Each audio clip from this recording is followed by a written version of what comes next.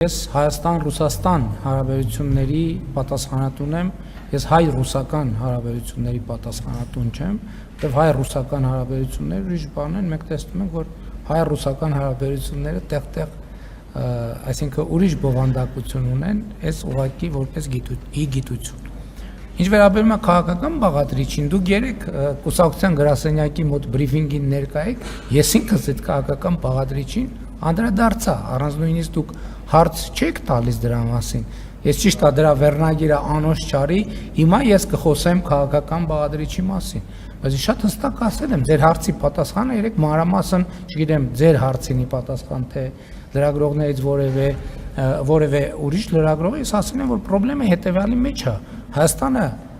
որոշել է ունենալ այլընտրանքներ։ Մինչև այս Հայաստանը չի ունեցել այլընտրանքներ, չի ունեցել։ Տնտեսական առումով։ Ոչ, այդ թվում քաղաքական առումով։ Ինչի տնտեսական առումով, այդ թվում քաղաքական առումով։ Ինչա տեղի ունեցել, ինչն է խնդրեմը։ Խնդրեմը հետևյալի մեջ է։ Հայաստանը ռազմավարական հարաբերությունների փաստաթուղթ է ստորագրել Չինաստանի հետ, Հայաստանը ռազմավարական հարաբերությունների փաստաթուղթ է ստորագրել Միացյալ Նահանգների հետ, Հայաստանը ռազմավարական հարաբերությունների փաստաթուղթ է ստորագրել Մեծ Բրիտանիայի հետ, Հոլանդիայի հետ, Ֆրանսիայի հետ եւ այլն եւ բազմաթիվ այլ պետությունների հետ։ Իսկ նախկինում Հայաստանը ռազմավարական հարաբերություններ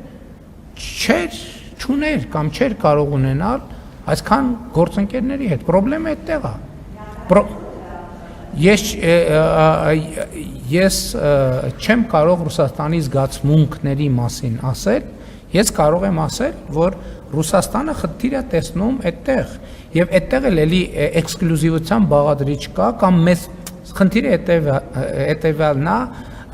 կամ էքսկլյուզիվ են հարաբերությունները, կամ հարաբերություններ չպետք է լինեն։ Մենք չենք ընդունում այդ մոտեցումը։ Մենք ասում ենք հարաբերությունները էքսկլյուզիվ չեն, բայց հարաբերություններ պետք է լինեն։ Եվ սա լեգիտիմ դիրքորոշում է, սրա մասին է խոսքը։ Ինչ վերաբերվում է կողմնորոշվելուն, ես ասում եմ, մենք մեր պատմության փորձը ցույց է տվել, տեսեք, դուք ասում եք լավ գործընկեր, թե լավ գործընկեր չի Հայաստանը։ Հայաստան 2022 թվին ինչով լավ գործընկեր չէր, որ հավաքական անվտանգության պայմանագրի կազմակերպությունը իր ֆունկցիաները չկատարեց։ Ինչով լավը չէր Հայաստանի Հանրապետությունը։ Ինչ էր արել Հայաստանի Հանրապետությունը։ Ում էր վատություն արել Հայաստանի Հանրապետությունը։ Հայաստանի Հանրապետությունը ինչով էր վատը, ինչ վատ բան էր արել Հայաստանի Հանրապետությունը, որ այդ ամեն ինչը տեղի չունեցավ։ Ինչով էր Հայաստանի Հանրապետությունը վատը, որ Ղարաբաղում ռուս խաղապահները իրենց գործառույթները չկատարեցին։ 2022 թվականի հոկտեմբերի 6-ի մեջ է խնդիրը, բայց դրանից առաջ դեպքեր են եղել։ Դրանից առաջ դեպքեր են եղել, ինչով էր վատը Հայաստանի Հանրապետությունը։ Այսինքն ես նորմալ է, որ դուք այդ հարցը տալիս եք, ես հարգանքով եմ վերաբերվում դրան, բայց էլի եմ ասում, իսկ ինչի անընդհատ մեր կանխավարկածը այն, որ մենք ենք պարտադիր ինչ-որ վատ գործընկեր։ Կամ Հայաստանի Հանրապետությունը ում էր ինչ արել, որ Բելարուսի նախագահը հայտարարի, որ գիտեք ինչ, դե Հայաստանը ում է պետք։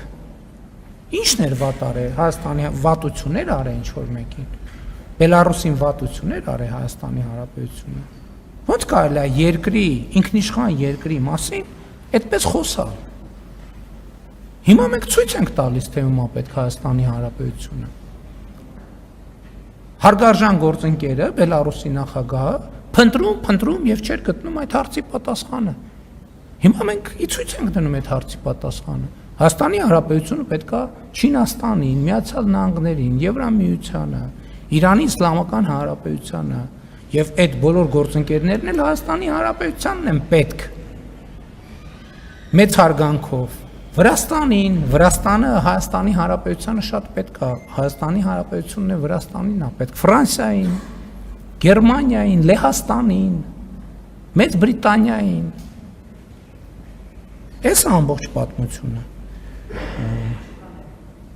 Շուկաներն են շուկաներ։ Որովհետև խնդրել եմ այս տրամաբանությամբ, որ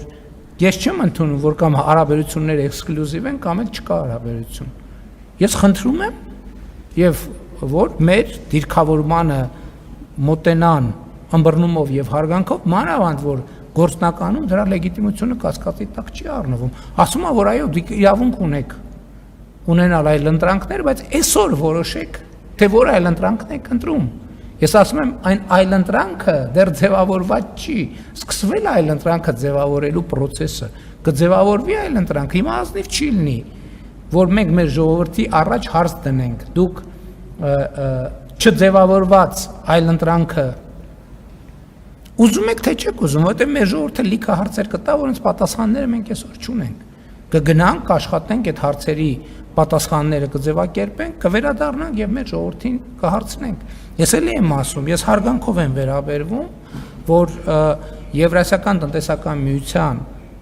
4 երկրների ղեկավարներ մայիսի 29-ին ընդունել են հայտարարություն աջակցելով Եվրամիությանը անդամագրվելու հարցով հարակվե անելու գաղափարը Հայաստանի Հանրապետությունում։ Բայց առարկան դեռևս գոյություն չունի։ Ես շատ հստակ ասել եմ իմ դիրքորոշումը եւ վերահաստատում եմ, որ նման հարցով հանրակրվե անելու համար Հայաստանը պետքա գոնե դիմաց լինի, ել չեմ ասում առավել տրամաբանականը, որ Հայաստանը գոնե անդամության տեխնացուի կարգավիճակ ունենա։ Կամ արդեն այդ հարցը լինի օրակարգում, այդ ժամանակ շատ տրամաբանական կլինի իրականացնել հանրակրվե այդ հարցով եւ անհրաժեշտ կլինի։ Սրա մասին է խոսքը։ Բաժանորդագրվեք Արմպուլսեյեմի սոցիալական ցանցերում։